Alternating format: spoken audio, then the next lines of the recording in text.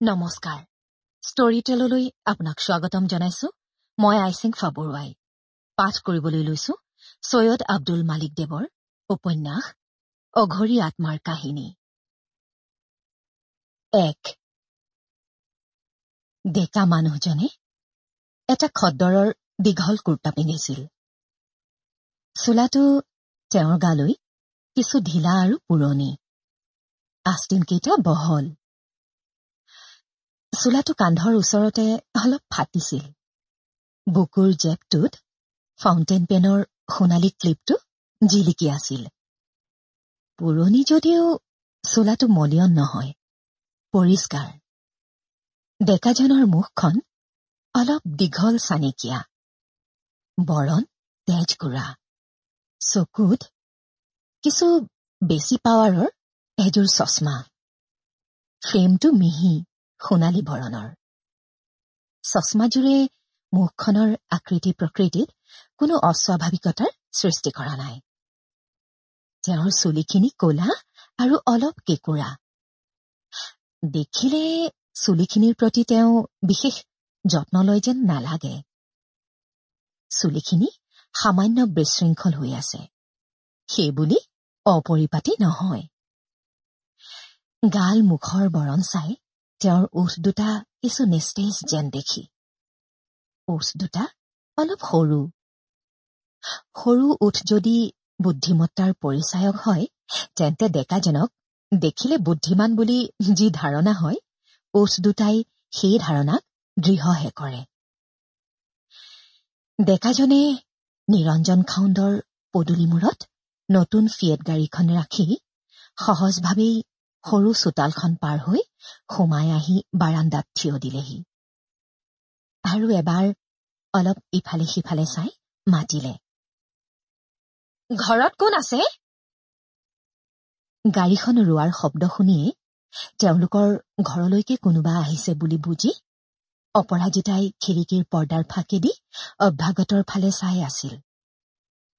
ডেকাজনে মাত দিয়া শুনি গাৰ কাপোৰ ঠিক কৰি লৈ আৰু লাজতে আৰ্চিত নিজক এবাৰ চাই লৈ কলা গগলযোৰ পিন্ধি ভিতৰৰ পৰা ওলাই আহিল আৰু থিয় হৈ থকা অচিনাকি ডেকাজনৰ ফালে চাই সামান্য হাঁহিৰ ৰেখা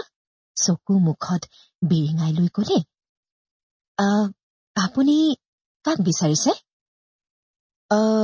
এয়া নিৰঞ্জন খাউণ্ডৰ ঘৰ হয় হয় ভিতৰলৈকে আহক বহক তেখেত ঘৰত নাই নেকি তেখেত আহি পাবৰ হৈছে এই পাবহিয়ে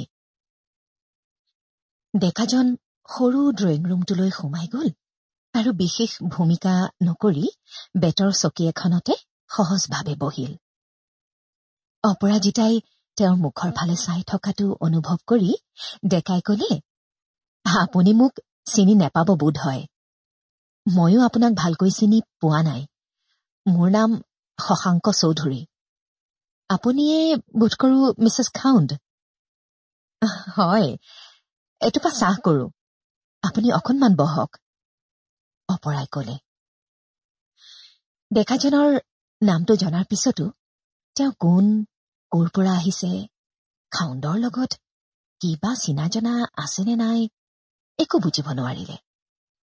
শশাংকক দেখিলেই বহুত দিনৰ চিনাকি যেন লাগে সেইকাৰণেই অপৰাৰ তেওঁক বৰ আচহুৱা যেন নেলাগিল সাউৎ কৰে ভিতৰলৈ গৈ বঁটা এটাতে ইলাচি দুটামান দি অপৰাই বঁটাটো আনি শশাংকৰ সন্মুখৰ সৰু মেজখনৰ ওপৰত থলে আৰু কোঠাটোৰ এচুকে থকা ৰেকখনৰ পৰা দুখনমান অলপ পুৰণি ইংৰাজী আৰু অসমীয়া আলোচনী আনি মেজখনৰ ওপৰত থৈ কলে মই অকণমান আহিছো বেয়া নাপাব দেই শশাংকই এবাৰ অপৰাৰ মুখলৈ চাই আলোচনী এখন টান মাৰি আনিলে আৰু তাৰ কভাৰৰ ওপৰত থকা ছবিখনৰ ওপৰত চকুৰ সমগ্ৰ দৃষ্টি কেন্দ্ৰীভূত কৰিলে আগফালে এখন বাৰাণ্ডা Sample complete. Ready to continue?